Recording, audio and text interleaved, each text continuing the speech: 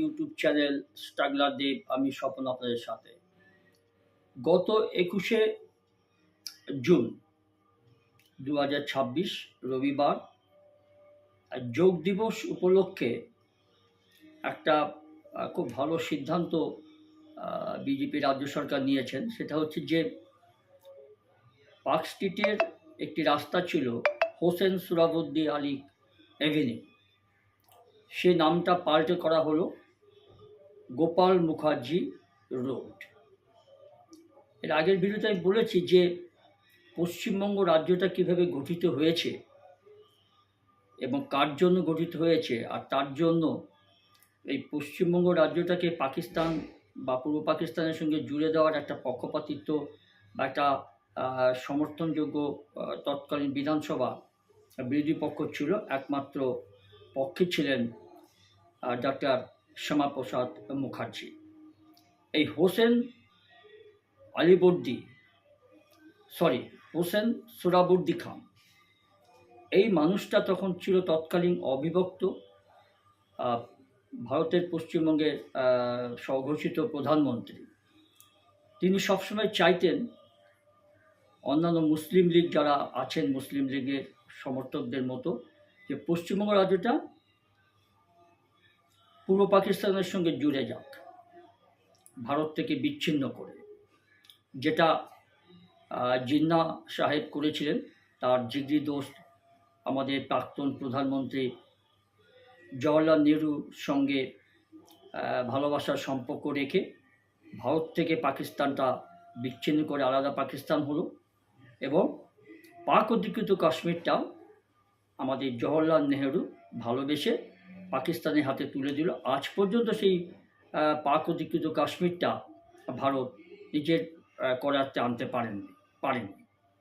আর তার ফলে সেখানকার জনগণ কিন্তু চায় না পাক অধিকৃত কাশ্মীর যে আমরা পাকিস্তানের মধ্যে থাকি। এই নিয়ে অনেক গোলাগুলি হচ্ছে, অনেক নিরীহ মানুষদের, আন্দোলনকারী মানুষদেরকে পাকিস্তান সৈন্যরা মেরে ফেলছে গুলি করে। কিন্তু এখনও পর্যন্ত সেই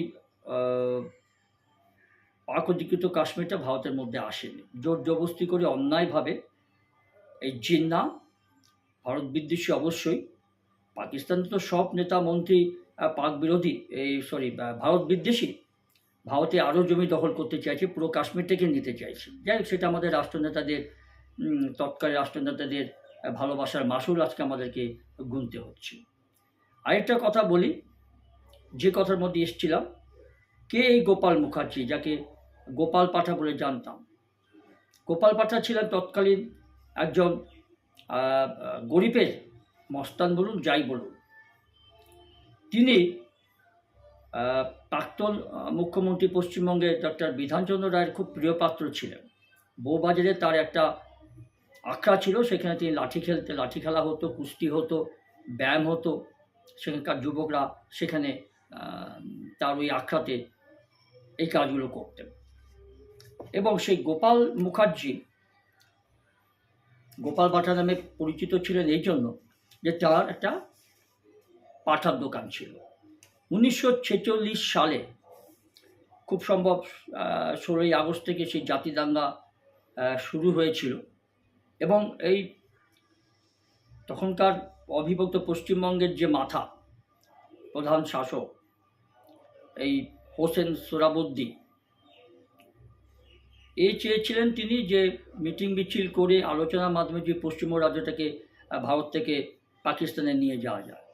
যখন তিনি দেখলেন যে এটা সম্ভব হচ্ছে না, তার এগেনস্টে তখন জ্যোতি বসু সমেত অনেক বামফ্রন্ট, মানে সিপিএমের লোকরা ছিলেন সেখানে, কংগ্রেসেরও বিধায়ক ছিল তখন সেই সময় তৎকালীন ভারতীয় পশ্চিমবঙ্গের বিধানসভায়। একমাত্র পশ্চিমবঙ্গ রাজ্যটা ভারতে থাকুক, একমাত্র একজনই ছিলেন ডক্টর শ্যামাপ্রসাদ মুখোপাধ্যায়। যখন হোসেন সোহরাবুদ্দি দেখলেন যে এইভাবে তো পশ্চিমবঙ্গ রাজ্যটাকে পাকিস্তানের মধ্যে ঢোকানো যাবে না, তিনি তখন কী করলেন, ডাইরেক্ট অ্যাকশনে নামলেন। ডাইরেক্ট অ্যাকশন বলতে মুখে কিছু বললেন না, তিনি একটা জঙ্গি আন্দোলন শুরু করলেন পশ্চিমবঙ্গে। আর সেই আন্দোলনটা তারই মদতে, তার প্রত্যক্ষে জঙ্গি আন্দোলনের রূপ নিল।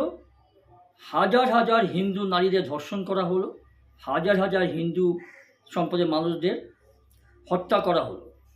ওটা 16 জুন 16ই আগস্ট বা 17ই আগস্ট এরকম 2-3 দিন ধরে চলেছিল কলকাতা। আর এরই সঙ্গে নোয়াখালীতে প্রচুর সংখ্যালঘু হিন্দুরা মারা গেছে, খুন করা হয়েছে, হিন্দু নারীদেরকে ধর্ষণ করা হয়েছে নোয়াখালীতে। ঢাকাতেও ঠিক সেরকমই একটা হয়েছিল।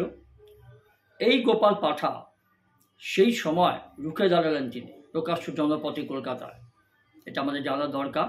আমিও জানতাম না, জানতে দেওয়া হয়নি। কারা জানতে দেয়নি?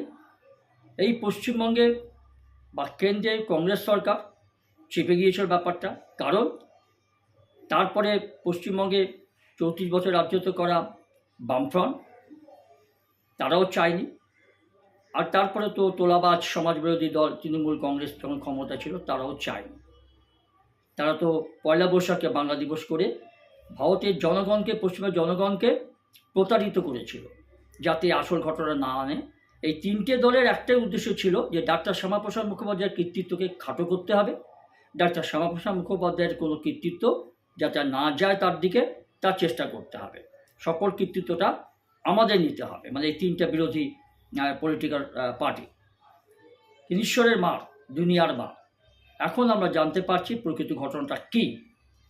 সেই জন্য বিজেপি সরকার যখন এলো পশ্চিমবঙ্গে শাসনে, তখন এই 1947 সালে এই 20 জুনটাকে করা হলো পশ্চিমবঙ্গ দিবস। তার একটাই কারণ, এই নৃশংসকারী, হত্যাকারী, হিন্দু হত্যাকারী, হিন্দু নারী ধর্ষণকারী নেতা হোসেন সোহরাওয়ার্দী, এর নামটা পার্ক স্ট্রিটের একটা রাস্তা থেকে সরিয়ে দেওয়া হলো, তার এভিনিউ, মানে সোহরাওয়ার্দী এভিনিউটা হয়ে হলো গোপাল মুখার্জি রোড। তার একটাই কারণ, ডাক্তার শ্যামাপ্রসাদ মুখার্জির মতো তিনি সেই সময় 1947 সালে ওই 16-17 আগস্ট এরকম হবে, তিনি রাস্তায় নামলেন। তার আখার যুবকরা ছিল হিন্দুদের, বউবাজার এলাকায় তিনি থাকতেন। রাস্তায় নেমে তিনি এই সোহরাওয়ার্দীর হিন্দু নিধনকারী, হিন্দু নারীদের ধর্ষণকারী দলটার বিরুদ্ধে লড়াই শুরু করলেন রাস্তায় নেমে, জানকে বাজি রেখে। এই গোপাল মুখার্জি ওরফে গোপাল পাঠা, যোগ্য ব্যক্তি, যোগ্য সম্মান তিনি পেলেন।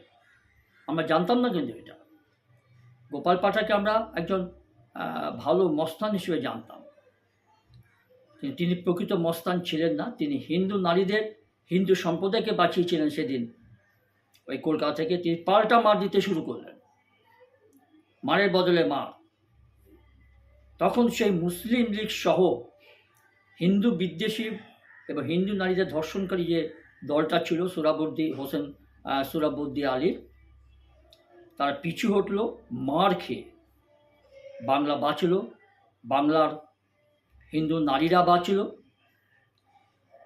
বাংলার হিন্দু সম্প্রদায়ের মানুষরা যারা বাকি ছিল, অবশিষ্ট ছিল, তারা বেঁচে গেলেন। এইটা হচ্ছে কৃতিত্ব, হচ্ছে গোপাল পাঠার। এবং এই গোপাল পাঠাকে দেখুন, এইবার একটা প্রসঙ্গে আসি। এই গোপাল পাঠা ওরফে গোপাল মুখার্জির এই যে স্যাক্রিফাইস হিন্দু সম্প্রদায়কে সেই সময় বাঁচানোর, সেটা আমরা জানতাম না। বাংলাকে রক্ষা করতে হবে, বাংলা ভাগটাকে রক্ষা করতে হবে, পূর্ব পাকিস্তানে যাওয়াটা রক্ষা করতে হবে। সাফল্যমণ্ডিত হয়েছিল গোপাল পাঠা ওরফে গোপাল মুখার্জি সেই লড়াই। কুর্নিশ করি আমরা প্রত্যেকে, কুর্নিশ করা উচিত। তার নামে গোপাল মুখার্জি রোড হলো পার্ক স্ট্রিটের একটি রাস্তা। একজন যোগ্য ব্যক্তি, যাকে বিস্মিত করে রাখা হয়েছিল কংগ্রেস, বামফ্রন্ট ওরফে সিপিএম এবং তৃণমূল কংগ্রেস, চেপে দেওয়া হয়েছিল এটা। তার একটাই কারণ, এর আগেও আমি বলেছি ভিডিওতে যে কিছু পলিটিক্যাল পার্টি আছে ভারতে, এখনও আছে, ভবিষ্যতেও থাকবে। এরা ভারত বিদ্বেষী, পাকিস্তানপন্থী, চীনপন্থী। এটা আপনারা সবসময় জানবেন। এদেরকে খুঁজে বের করতে হবে আর এদেরকে চিনে রাখুন। বিকাশ রঞ্জন ভট্টাচার্য, প্রাক্তন মেয়র, সিপিএমের নেতা, একজন আইনজীবী, মিলিয়নার। এই মানুষটা, মানে এই লোকটা এখন প্রশ্ন তুলছেন যে মমতা ব্যানার্জি যদি সাহায্য চায় আমি তাকে সাহায্য দেব, যদিও তার সিপিএম দলের তার বিরোধিতা করেছে।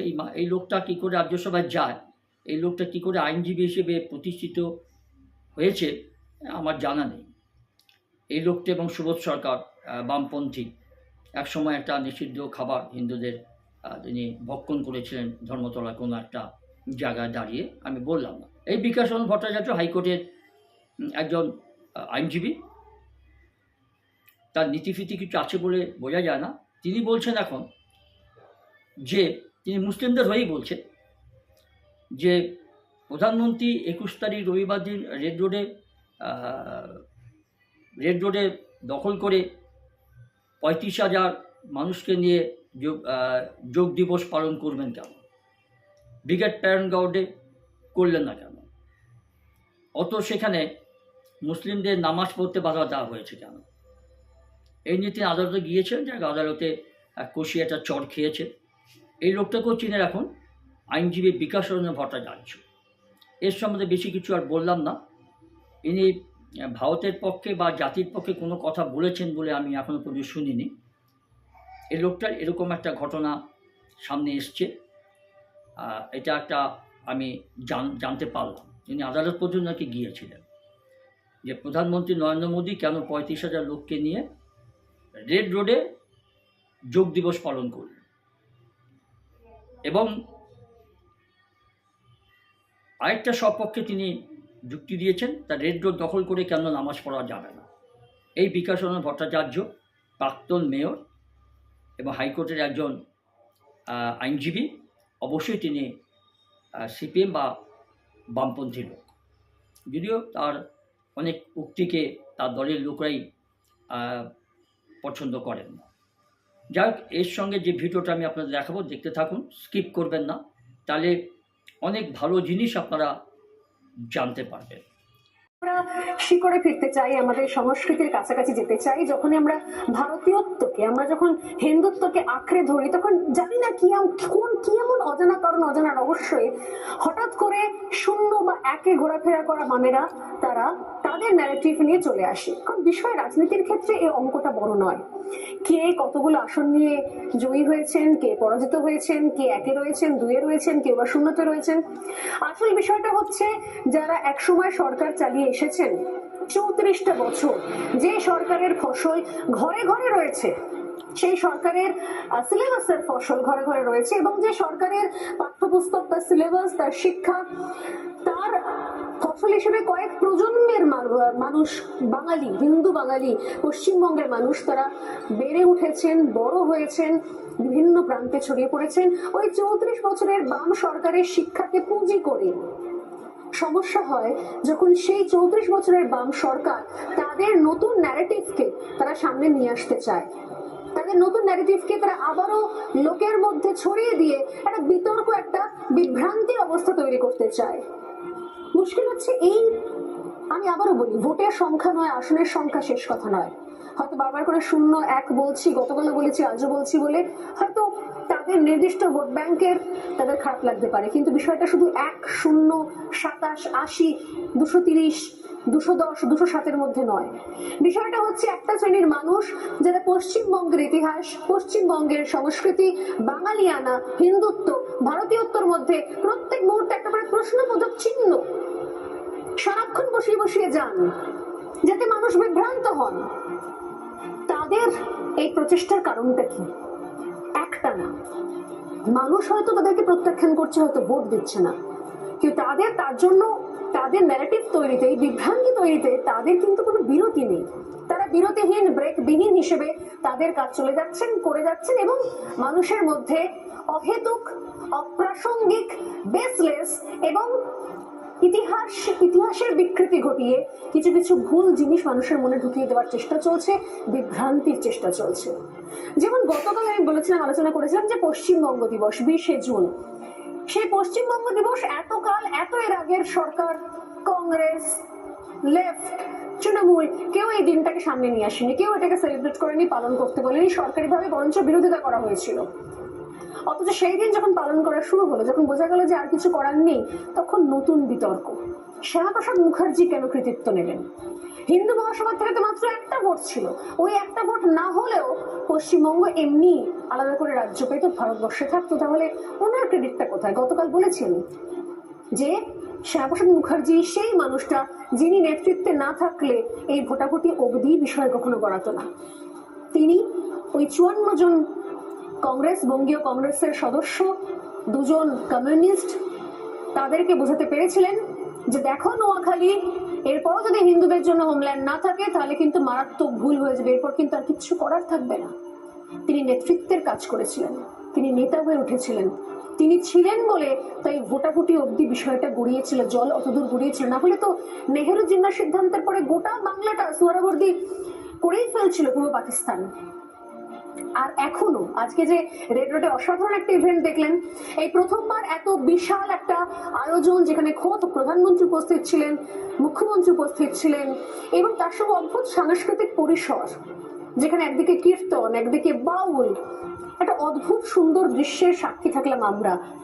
সেখানেও কিন্তু দুর্ভাগ্যজনক হোক বা মজার হোক, সেখানেও একটা আটকানোর চেষ্টা চলেছিল। এখনো অনেকজন বলে বেড়াচ্ছেন, এর মধ্যে একটা ওই প্রশ্নবোধক চিহ্ন খুঁজে বেড়াচ্ছেন যে কেন রেড রোডটা যোগার জন্য ব্যবহার করা হলো।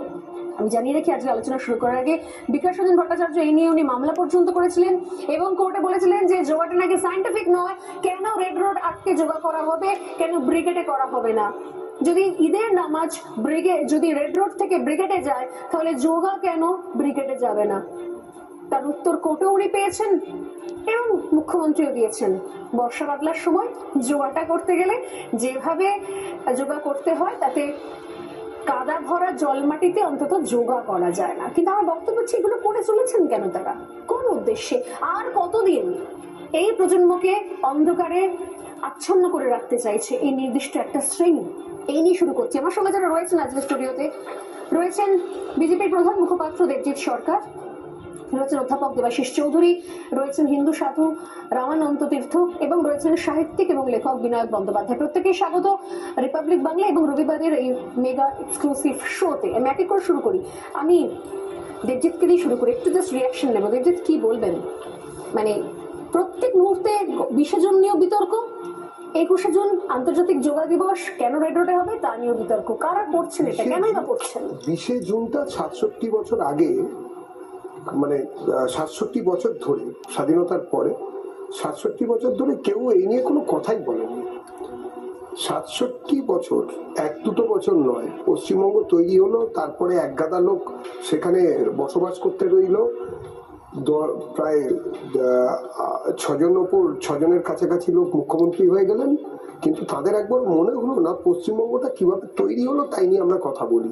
আজকের আলোচনার সঙ্গে একটা জিনিসকে খুব গুরুত্ব দেওয়া দরকার, যে 20 জুনের প্রয়োজনীয়তা আর রেড রোডে নমাজ কেন সরেছে বা যোগা কেন হয়েছে, এগুলোর মধ্যে একটা যোগসূত্র আছে। এই যে কমিউনিস্টদের কথার মধ্যে, সেই সময় কমিউনিস্টরা বিরোধিতা করেছিল, এই সময়ও করেছে। শুধু একটা কাজ সেই সময় করেছিল, যে যার জন্য গতকাল 20 জুন হিসেবে কমিউনিস্টদের 2 প্রতিনিধি যারা ভোট দিয়েছিলেন, আবার তাদের মধ্যে আবার এখন অধুনা তরুণ কমিউনিস্ট বালকেরা এখন আবার বলে বেড়াচ্ছেন যে না না, ওসব মিথ্যা কথা, রতনলাল ব্রাহ্মণ আর জ্যোতি বসু সমর্থন করেছিলেন বটে, তারা ভোট টোট দেয়নি, এটা মিথ্যে কথা।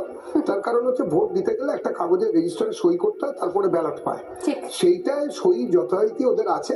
এবং জ্যোতিবাবু ছিলেন 6 নম্বরে এবং রতনলাল ব্রাহ্মণ ছিলেন 9 নম্বরে। এই 6 এবং 9 হয়েছিল, কিন্তু তাতে যে এই ভোট দেওয়াতে একেবারে কমিউনিস্টদের যে 9-6 হয়ে গেছে, সেইটা না বোঝানো চলতো। তার কারণ সুচতুর কমিউনিস্ট নেতৃত্ব এটা বুঝেছিলেন যে যদি হিন্দু মেজরিটি একটা হোমল্যান্ড না থাকে, তাহলে হয় খালেদা নইলে হাসিনা, অথবা কমসে কম ইউনুস ওখানে গিয়ে থেমে যাবে। তারেক ফারেক হতে হবে, নামের আগে শেখ, নামের পেছনে উদ্দিন বসিয়ে সংখ্যালঘুদের উপরে, মানে সোজা কথা ওই এলাকার হিন্দুদের উপরে উৎপীড়ন করার লাইসেন্স জুটবে। থাক সে কথা, কাজের কথা হচ্ছে যে এইভাবে এই 67 বছর ভুলিয়ে রাখার পরে একটুখানি বলি পশ্চিমবঙ্গ দিবস নিয়ে হইচই কবে থেকে শুরু হলো। 2014 সালে পশ্চিমবঙ্গের জন্য বলে একটি চিন্তা গোষ্ঠী, সেখানে সেটা ডক্টর মোহিত রায় প্রতিষ্ঠা করেছিলেন, যাদবপুর কলেজের অধ্যাপক, এবং প্রথম জীবনে অতি বাম, কিন্তু তারপরে আস্তে আস্তে জাতীয়তাবাদী ধারণার সঙ্গে যুক্ত হন, সম্পৃক্ত হয়ে যান। কিন্তু তিনি যে দাবিগুলো করেছিলেন যে পশ্চিমবঙ্গ দিবস 20শে জুন ইত্যাদি, সেগুলো তার আগে কেউই সেরকমভাবে ভাবেনি। পশ্চিমবঙ্গ তৈরি হয়েছিল যে পশ্চিমবঙ্গতে আমরা মাথা উঁচু করে দাঁড়িয়ে বহুত্ববাদের চর্চা করি, আমরা কংগ্রেস পার্টি করি, সিপিএম পার্টি করি, বিজেপি করি, তৃণমূল দল চোরেদের দলও করেছি ইত্যাদি প্রভৃতি। বাঙালি তো অনেক কিছুই করেছে, কিন্তু সেইটা করার কারণ হচ্ছে যে আমাদের ইউনুস কিংবা খালেদা কিংবা হাসিনা করতে হয়নি ভাই, মন দিয়ে অন্য পার্টিগুলো করতে পেরেছি। তার কারণ হচ্ছে ডক্টর শ্যামাপ্রসাদ মুখোপাধ্যায়ের নেতৃত্বে, ডক্টর বিধান রায়, তিনি ভোট দেননি বটে, কিন্তু তিনি এই ব্যাপারে গুরুত্বপূর্ণ ভূমিকা নিয়েছিলেন, কিরণ শঙ্কর রায় কংগ্রেসের, বিভিন্ন নির্মল চন্দ্র চট্টোপাধ্যায় তিনি গুরুত্বপূর্ণ ভূমিকা নিয়েছিলেন। এই 58 জন, 58 জন। আরো একটা কথা সোনালী, যারা একই বৃন্তে দুইটি কুসুমের দোকান চালায় তাদেরকে আজকে মনে করিয়ে দিতে হবে, এই যে 58 জন ভোট দিয়েছিলেন পশ্চিমবঙ্গের পক্ষে, তাদের মধ্যে একজনও মুসলমান ছিলেন না, 4 জন খ্রিস্টান ছিলেন, কিন্তু একজনও মুসলমান ছিলেন না। আর 21 জনের মধ্যে একজনও হিন্দু ছিল না, সবাই মুসলমান ছিল। আরো মারাত্মক কথা, সেই 21 জনের মধ্যে মাত্র 4 জন পূর্ব পাকিস্তান, অধুনা বাংলাদেশে গেছেন, তারা এখানে ছিলেন বুকের মধ্যে সেই আগুন নিয়ে, যেখানে এখানে মিনি পাকিস্তান বানাতেই হবে, বানাতেই হবে। পরবর্তীকালে তারা ইলেকশনেও পার্টিসিপেট করেছেন, তারা ভোটে লড়েছেন, এখানে থেকেছেন, পশ্চিমবঙ্গে রাজনীতি করেছেন, অথচ তারা ভোট দিয়েছিলেন পাকিস্তানের জন্য। কি অদ্ভুত বিষয়! এই সত্যি কথা, যারা এখনো পর্যন্ত বলেন পশ্চিমবঙ্গে থেকে যে বিজেপি তত্ত্বকে মানতে চান না, যারা বলেন যে এখানে আমরা এই একই বৃন্তে দুটি কুসুম তত্ত্ব আওড়ান, তারা এটা কি সত্যি জানেন? এবং এই জন্যই বোধহয় জানানো হয়নি যে এই ভোটাভুটিতে যারা পশ্চিমবঙ্গের পক্ষে ভোট দিয়েছিলেন তারা প্রত্যেকে হিন্দু ছিলেন, যারা গোটা বাংলাটাকে পাকিস্তান বানাতে চেয়েছিলেন, পূর্ব পাকিস্তান বানাতে চেয়েছিলেন, তারা প্রত্যেকে মুসলিম ছিলেন। এটা ঠিক, তাদের মধ্যে সবাই জাননি, এখানে থেকে গিয়েছিলেন। কিন্তু আমার প্রশ্ন হচ্ছে, এর পেছনে যদি আমরা তত্ত্ব কারণ খুঁজতে চাই, তবুও না হয় কিছু একটা রাজনৈতিক এজেন্ডা চলে আসে সামনে। কিন্তু যোগা দিবস, সেখানে কি রাজনীতির এজেন্ডা আসে? যোগাকে নিয়ে কার সমস্যা? নামাজে সমস্যা হলো না, গীতায় সমস্যা হলো, তো মানা গেল গীতার মধ্যে শ্রীকৃষ্ণ রয়েছেন, আরো অনেক কিছু মহাভারতের অনুষঙ্গ রয়েছে, কিন্তু যোগাতেও সমস্যা। কেন রেড রোডে যোগা হবে? এখন এই বিতর্ককে ছড়িয়ে দেওয়া হচ্ছে সোশ্যাল মিডিয়াতে মগজ ধুলাই করার জন্য। দেবাশিসদা কি বলবেন? দেখুন, যোগা আর যেটা দেবজিৎদা বললেন, যোগা আর 20শে জুন দুটো মানে একদম লিঙ্ক, দুটোই কানেক্টেড। কেননা বিষয়টা হচ্ছে যে ভারতীয়তা বা ভারতের যে অস্মিতা, মানে ভারতীয়তা যেটা আছে, এই ভারতীয়তাকে একদম হিন্দু বিহীন করতে হবে। ভারতীয়দের মধ্যে থেকে ইন্ডিয়াননেস মধ্যে যেটা হিন্দু তত্ত্ব আছে সেটাকে বাদ দিতে হবে। তার মানে এই যে আমরা সবসময় বলি বৈচিত্র্যের মধ্যে ঐক্য, বৈচিত্র্যের মধ্যে ঐক্যর ফর্মুলাটার মধ্যে ছোটবেলা থেকে শুধু বৈচিত্র্যের বাখানই হয়েছে, ঐক্যের সূত্র কেউ বলেনি। আমার শিক্ষক শিক্ষিকারা কেউ বলেনি।